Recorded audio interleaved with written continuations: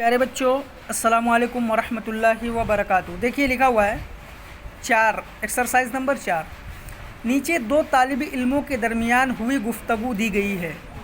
ये दो तालिब इल्मों के दरमियान गुफ्तगू दी गई है।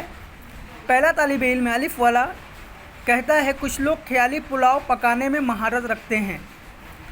तालिब इल्म बा दूसरा वाला तालिब इल्म कहता है हाँ, जैसे मुंशी जी ख्याली पुलाव बनाते रहते हैं। तालिब इल्म पहला वाला इसे कहते हैं न सूत न कपास। फिर तालिब इल्म दूसरा वाला कहता है जो हमने लिखा है कोई भी काम सिर्फ सोचने से नहीं होता। अगर आदमी किसी काम को करने के लिए सिर्फ सोचे तो क्या उसके सोचने से वो काम हो जाएगा? बिल्कुल नहीं, हरगिज़ नहीं, वो काम नहीं हो सकता। बल्कि किसी भी काम को करने के लिए मेहनत और लगन बहुत ज़रूरी है। बग़ैर मेहनत और लगन के आप कोई भी काम नहीं कर सकते। फिर उसके बाद लिखा हुआ है इजहार ख्याल। जब मुंशी जी को तार मौसूल हुआ तो वो गश खाकर गिर पड़े।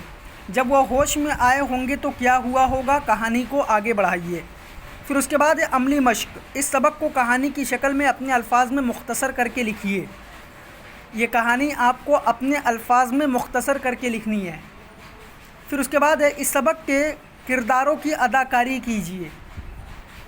इस सबक के किरदारों की अदाकारी कीजिए। मुंशी जी का जो किरदार था वो, उनकी बीवी का जो किरदार था वो, और सलीम का जो किरदार है वो, इन तीनों अदाकारों की अदाकारी करनी है।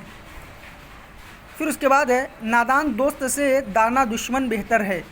इस तरह के कौल जमा कीजिए और कॉपी में लिखिए।